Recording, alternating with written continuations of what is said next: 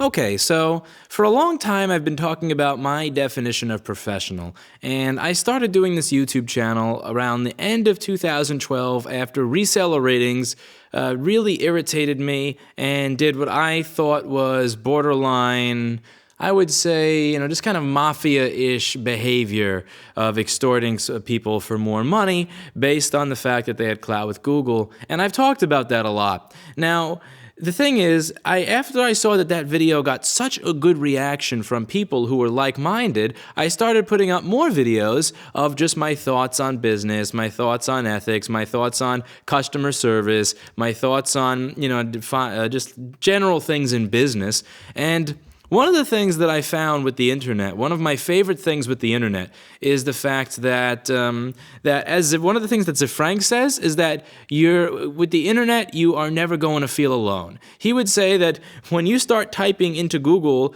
why does my, and Google would auto-complete it to something like knee hurt or ear whatever. He joked and he would say, look, see, there's other people out there just like me that are Googling what's wrong with them rather than going to the doctor. And there's this great feeling of knowing that there's other people out there that are thinking just like you, that have the same thoughts as you, that have the same ideas as you, and the same irritations that you have. And one of the things that I found with YouTube is that there are some thoughts I've had in my head where I really thought to myself, I might be the only person in the world who thinks this. Does that make me strange? Does that make me irrational? And what I found out is that thousands of other people actually agreed with my thoughts. There are a lot of people out there that disagree with me, rightfully so sometimes, and there are a lot of people who just have a different opinion than me, which is totally cool. But one of the great things about the internet is that it acts as this really great uniting force for people that may think the same as you. And it's a cool thing. Now, since I was putting up all of these videos and all this content where I was saying exactly what I thought and not quite sugarcoating it very well, I would get these comments along the lines of like, you're not going to be in business very long. You're going to be out of business. I can't imagine anybody that would send stuff to somebody who talks like this. Nobody in their right mind would do business with you. And in 2012 and 2013, I could say that I was in business, but I couldn't really say with any type of definitive stance that I wasn't damaging my business because I had only been doing that content for a short period of time. I had maybe 10 subscribers on YouTube. Very few people even knew what this was or found me through it. A lot of the people who were customers of my business had no idea that I did a YouTube channel with YouTube content. So I really didn't have a defense to that because my business was in its infancy state at the time. But now we're coming up on almost 4 years, just about almost 4 years of putting up this content online. And what I've noticed is that business has never been better. It really hasn't. And for all these people that would say that because you put this content up there, this is going to ruin your professionalism. Nobody is ever going to want to do business with you. Nobody is ever going to want to deal with you. I'm finding the exact opposite, and I'd like to give my theory as to why that is. So a lot of people will say that, if you're going to put up media content, if you're going to do a website, if you're going to do advertising and promotion, what you want to do is make sure you put up content that is not too racy, that's not going to offend anybody, that nobody can potentially take the wrong way, and that you need to make this really, really generic content. And it reminds me of something that Bob Olson used to say.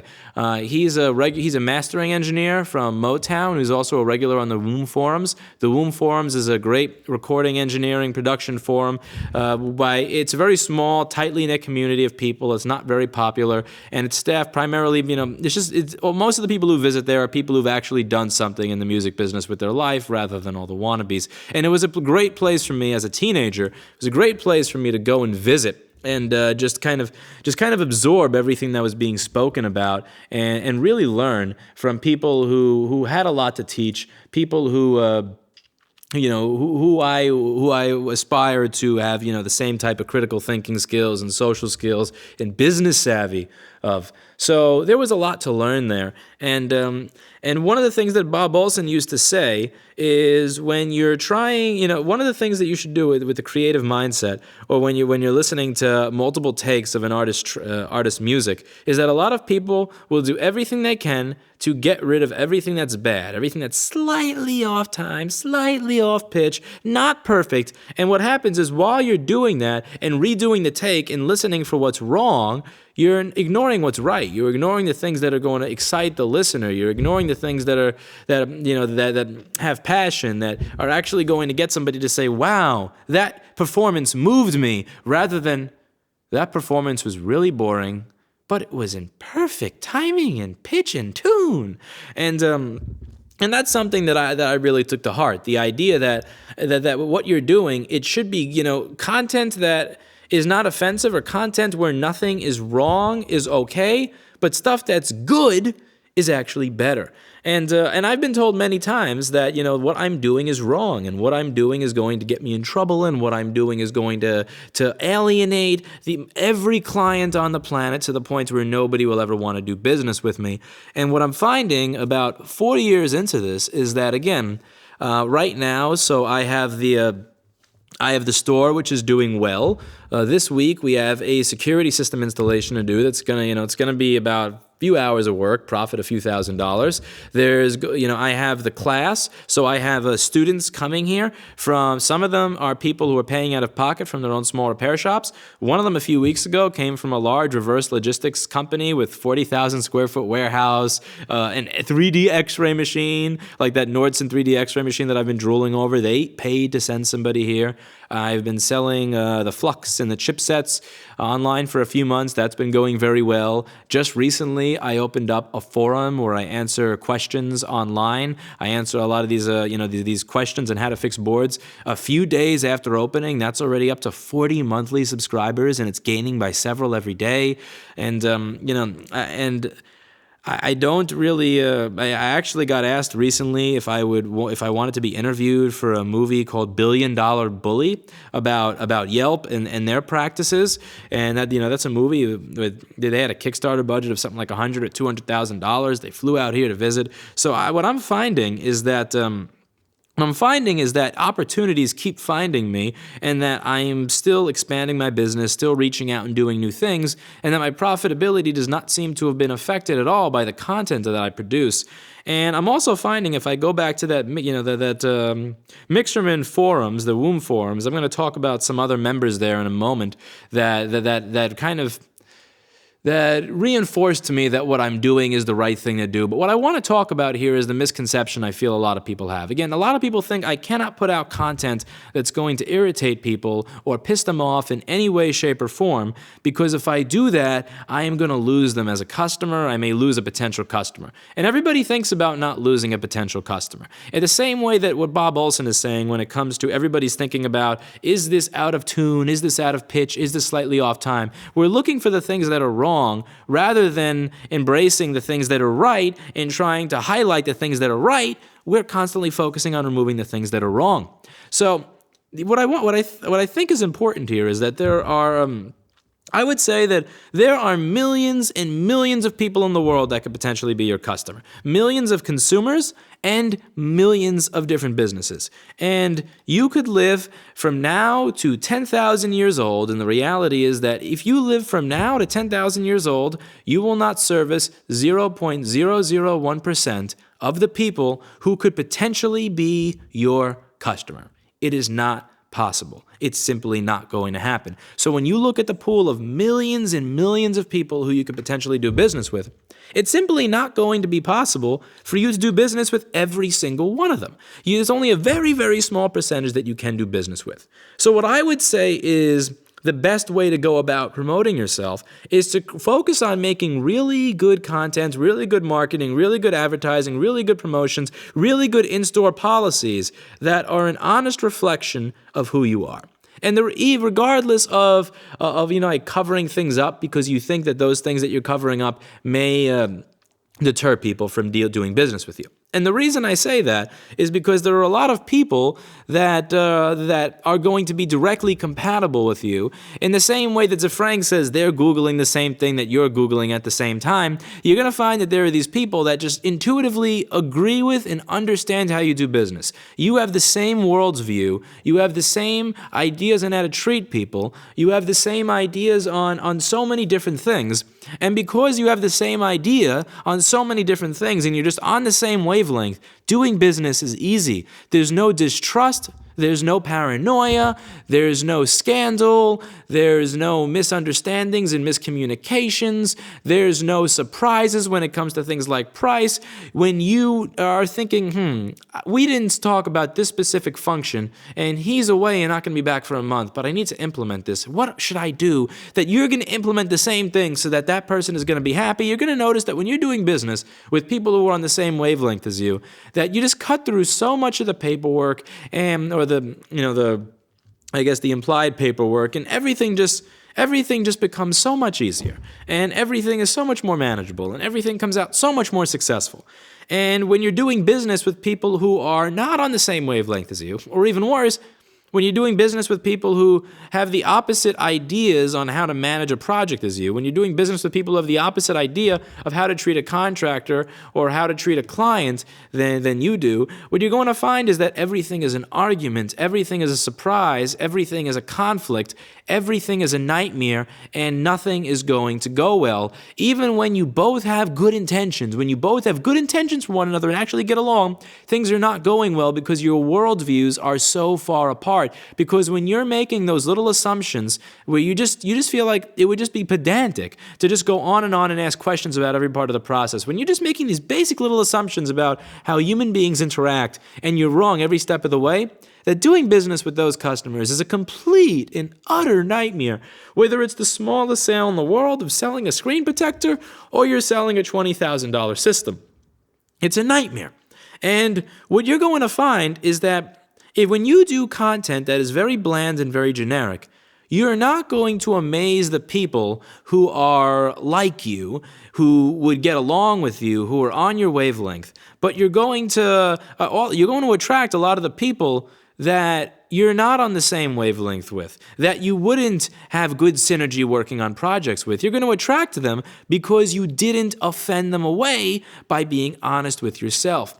So here's an interesting example right over here, and it's a YouTube comment, and you probably can't read it because I fucked up when I was doing this, and I said Open Broadcaster to rescale down to 720p. So I'm going to zoom in because I know that you probably can barely read this shit, and I'm very sorry for that. So we're in a video here that I did called When It's Time to Fire Your Customers, Rossman Reads Yelp Reviews. And this is a video that I did 3 years ago. It's about a 3-year-old video. And what I'm doing is I'm reading the Yelp reviews of another business that's about 2,000 miles away.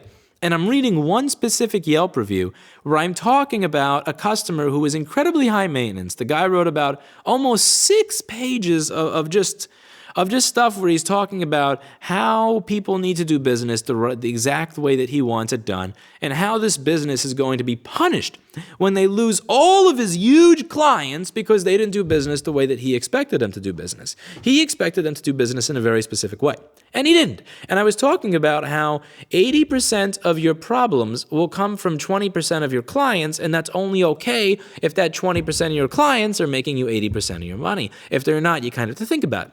So I'm reading a review of another business. That's what I want you to be clear of here. And the comment I get here that I'll read is, "Man, you are the worst. How dare you out your customer because you don't like them? I doubt you will stay in business with this attitude. If you don't want customers who complain, close your door. I would never risk using you if my life depended on it. Act like a business owner and not a crybaby about anyone you don't like." So let's go over this point because it's an interesting point that the person made. So what they're doing is they're getting across the idea. Their whole idea, their spiel is that I should not be complaining about my customers on the internet and outing them. So the first thing here is that I haven't outed my customer because I don't know the name of the customer. As you know, Yelp occasionally changes the names of things. Like I'll get a review on Yelp that says 5 stars from for something like, let's say it'll say Jill B, and I'll look it up in my database, and it'll be James something, and it'll just be kind of confusing. So sometimes the names on Yelp are a little different. But first things first is I don't have this person's name because I got it from a Yelp review where the full name was not posted. As any of you know, most people on Yelp, if not all of them, you can't see the full name. So it's impossible for me to actually out the customer because all I have is the information from a Yelp review. The second thing is when he says your customer, because it should be very obvious to anybody who checks out this video, even from the very beginning, what I'm talking about is the customer of another business. So who are you saying, how dare you out your customer? Not only have I not outed a customer, but it's actually not a customer of my business. It's a customer of somebody else's business. So I'm reading a review of a reviewer that I don't know the name of, so nothing to out, of another business. And then he goes on to say, I would never risk using you if my life depended on it. So this is a great example of not being on the same page. So I've said in the video, I am going to read the review of another business, not mine. And he didn't hear that. And then he said, I would never risk using you if my life depended on it, blah, blah, blah. And then he moves on to some, silly little insults like crybaby and whatnot. So the thing I want to bring up here is, yes, that video that I did offend somebody. However, it offended somebody that is unable to listen and unable to read. Because if you were able to listen or read, then this person would have heard that I said I was not talking about my business. And the reason this is important is because a lot of the times that we get in trouble are when people hear something different than what we say. So one of the videos that I did a really long time ago that, a lot of the old videos don't really get checked out, but I suggest some of them is, let me just find it here. It feels so weird searching for myself. Blah, blah. Lame. Let's see. Let's see if I even have enough of a brain to find my own damn content. Come on. No, it's there. Seriously?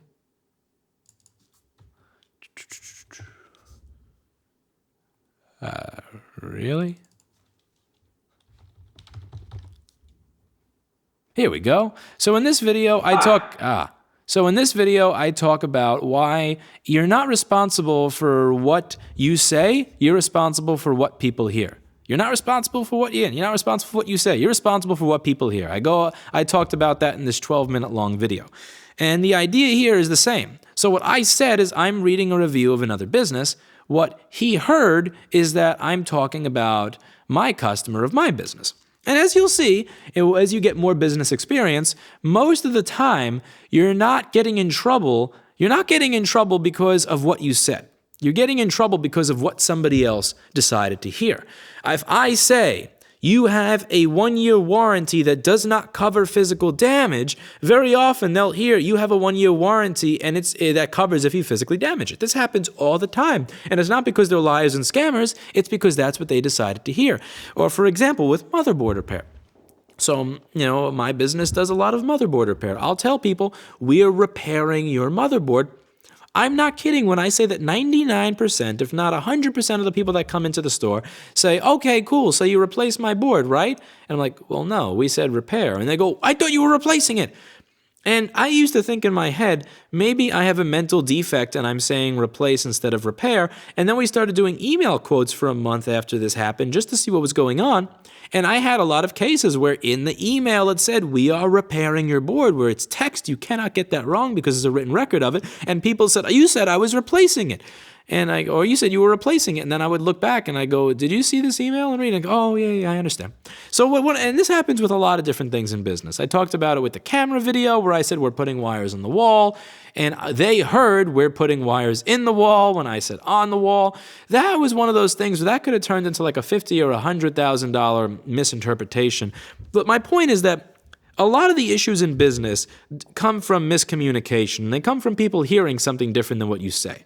So this person over here is genuinely offended to the point where he will never use my business, which to me is an absolutely amazing and excellent thing, because I cannot do business with people who do not listen to what I say. If I say we are starting on Monday, and they show up on Sunday night wondering why I'm not ready, and they say, you said Sunday, or I thought I could show up on Sunday because they didn't listen to me, great. I didn't offend them with my content. I never put up a video saying, fuck people who show up early, or here's why it's not good to show up early even if you're paying, whatever.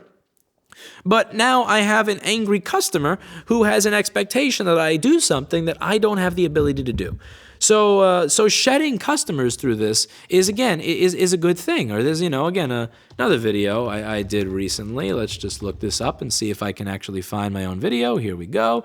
There was a comment on that video. Let's find it. Here we go. I get where you're coming from. Problem is, what happens when your CX or potential CX, I'm guessing that means client or customers or prescription of some sort, see this video. Based on this rant, I would steer clear of your company and you in general. Some rants of you just keep to yourself in favor of, say, a paycheck. And again, this is a great point to bring up, and it's really something that I want to bring up to a lot of new people because it is an important point. So this video has 71 people that hate it. It's got 958 people that like it. And again, this is what I want people to be focusing on. And here's the other thing. And even if this video had more dislikes than likes, again, dislikes doesn't take away the revenue from the people who liked it. Let's say that I have the ability to service 30 tickets a day, right? So if I put out content out to as many people as possible, if I get 900 people every day that say, I would never walk into this store, but I find 40 people a day that say, I want to walk into this store. The 900 people that don't like the content that will not walk into the store don't take away at all from the 40 people that walk in wanting to spend money. The people who don't like you are not going to actually take the money, rip the money out of your bank account that the people who are okay with your business put into your bank account. It doesn't matter. All you need to do is focus on the positivity and focus on gaining people who are compatible with you, people who are compatible with your mindset, people who are compatible with how you do business. And you do that by putting out honest content that is as true to yourself as it can be.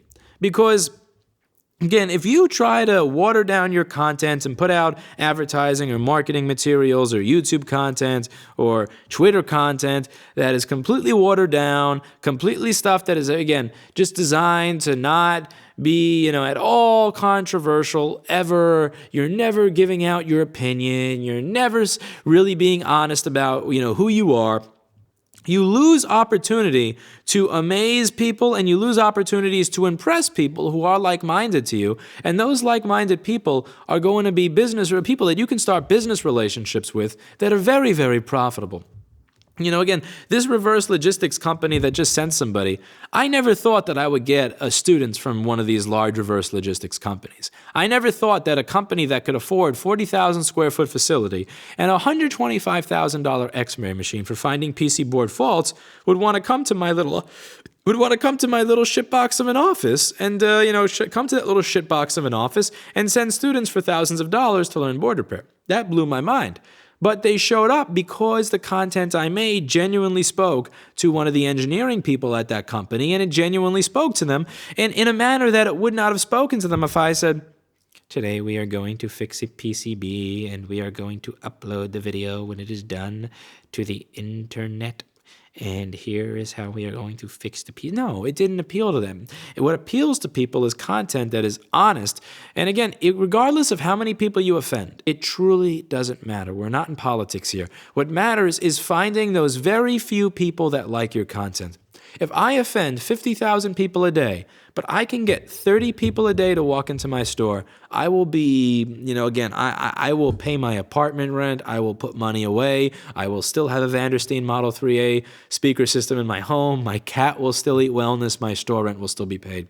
It doesn't matter. I am here to create content that is going to be interesting to the target demographic, to the people who are genuinely going to be compatible with the way I do business. And you find those people who are going to be compatible with how you do business by not being afraid to be honest with others.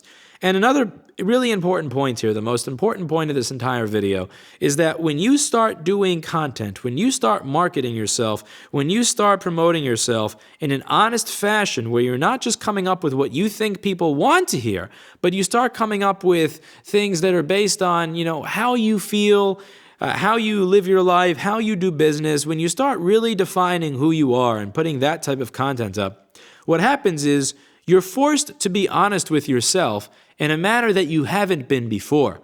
So I find that ever since I started doing this content, I've had to question some of my own belief systems. I've had to question some of the ways that I do business. I've had to question the way that I hire people, all because when I get on camera to explain something that I've thought about, or I explain an idea that's bothered me, I have to explain it well enough that other people understand the idea. That's the whole point. If I'm going to explain something, or I'm going to get across some type of rant video, I have to, if I'm putting it up online, there's the idea that other people are going to be listening to it.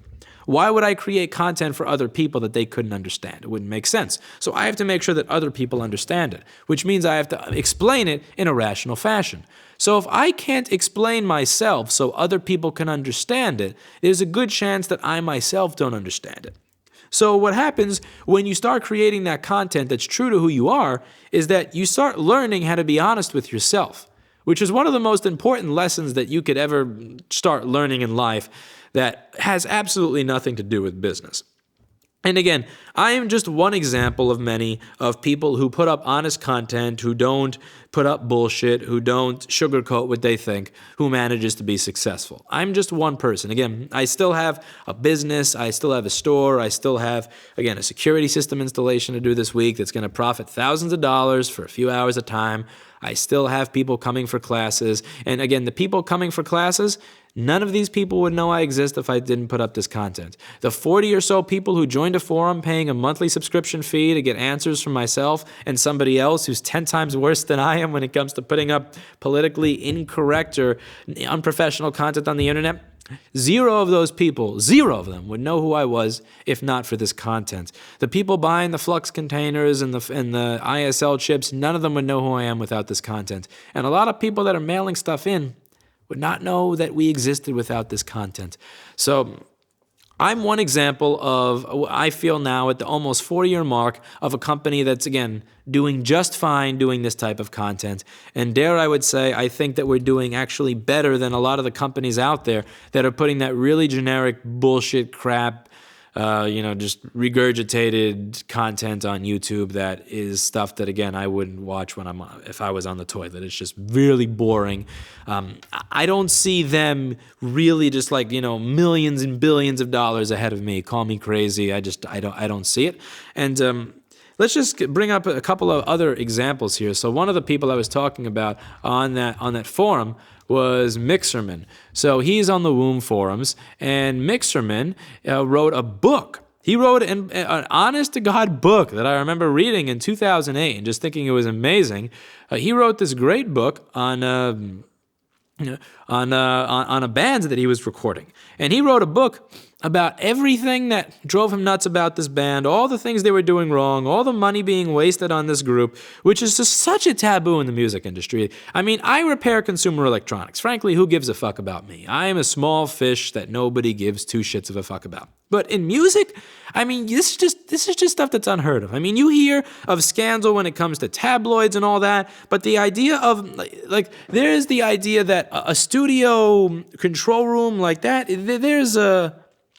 that's kind of like a sanctuary. I mean, you're not supposed to let what goes on in a control room, you're not supposed to let that out in the real world. If somebody has a meltdown in the control room, if somebody does something they're not supposed to, that's supposed to be a special place that you really don't let that stuff out into the real world.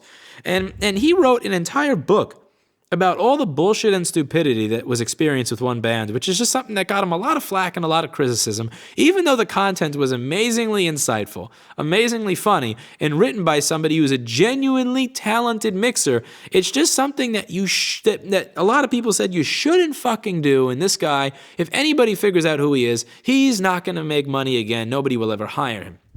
He did a great thing with the Mixerman Diaries. And the thing that happened with the Mixerman Diaries is that the people eventually, he was outed and people figured out who he is. So again, it's been a long time since I looked this up, but his name is Eric Serafin. I'm sorry if I'm getting the name wrong. I'm not good with name pronunciation, and he has a lot of good credits. And one of the things that you'll notice if you look him up, he wrote that documentary in the mid-2000s. Man, it looks like he's still getting credits. It looks like he's still mixing albums. It looks like he's still doing, he's still doing what he does. And again, I don't see this guy, opening up Kickstarters to, for his couch surfing to world tour because he makes no money as a recording or mixing engineer. It seems like he's still doing just fine for himself. And again, he's not putting up little videos on the internet, just, talking about, just basic things over the course of his life. He wrote an honest-to-God published book on a band that he was producing. And again, you're just not supposed to do that. You can write a book on, what was it like to work with the Beatles and one thing or the other, but to write content that is just so genuinely condescending and looking down on the people that you're working with, you're not supposed to do that. And he did it, and because it was so honest and done from the heart and just this really good. Just this really natural way, and this honest kind of from a humble and honest place, it was received very well. It was very good content, and his reputation, if anything, has gone up since he published that content. And again, this is somebody who's far more important than I am, far more influential than I am, far more experienced in both life and the professional world than I am, who's doing just fine for himself. And there are a lot of people out there just like him. So what I would encourage all of you to do, when you hear people saying, you can't write a blog on this, or how dare you do that, you should only care if you're not being honest with yourself and what you're doing. If you're writing content or you're producing marketing material that is not true to how you do business and is not true to who you are, because you think that's what's going to get you more business, then you should really worry about the content you're producing. But for anything else, don't worry about what you're producing or how you're producing it, because frankly, the only thing that matters is that the content that you create is content that you put effort into and is content that is again, from the heart in this really honest way. Because what I can tell you and assure you of in the global world, this global internet age, is that there are other people out there that think like you. And there are other people out there that think like you, that need your services, and that may even need services that you yourself don't offer yet. Again, I never thought that I would be offering a class. I never thought I would be doing tutoring. I never thought that I would have a forum where I answer questions. I never thought I'd be selling flux. All of these things happened from a community of people that figured out who I was from these stupid internet videos. And this is stuff that I wasn't doing. People kept asking for it over and over again. Louis, will you teach a class? If I gave you $1,000 for a day, can I sit with you and learn board repair? Can you sell this? Where do I get this? I would pay you $30-something for a stupid tube of that crap just because everything I'm getting on Amazon is fake. I would pay money to be able to ask you questions. Like all this stuff that I'm doing right now is business that I solicited, but I was never really offering the service, I was soliciting my content, I was soliciting the videos, but I never really offered any of these individual services. And I'm offering them now. So you may find that even if my content, even if it in some way resulted in less people walking into my store, right? Even if, let's say, one less person a month walked into my store because of the content that I did, and I lost $300 a month in income. Is it worth it to lose $300 a month in income to gain this new audience, to gain 10 people willing to pay $1,000 a day to come for a month and learn stuff, to gain a forum of people who are willing to pay to have myself and Duke answer board repair questions, to pay for somebody who found my videos funny, who decided, okay, because we think this stuff is interesting and also true, let's have this guy install our security system instead of somebody else, What you're going to find is that you find the business that you may not find the exact business that you set out to get, but when you're honest in how you promote yourself and you're honest about who you are with other people, that you will solicit the business that is right for you. Whether or not it's the business that you sought out, it will be the business that you're best fit for. And I can say that, by far, that's the type of business that I want to be getting. And it's something that I learned that I would have never learned if I didn't start doing this type of content.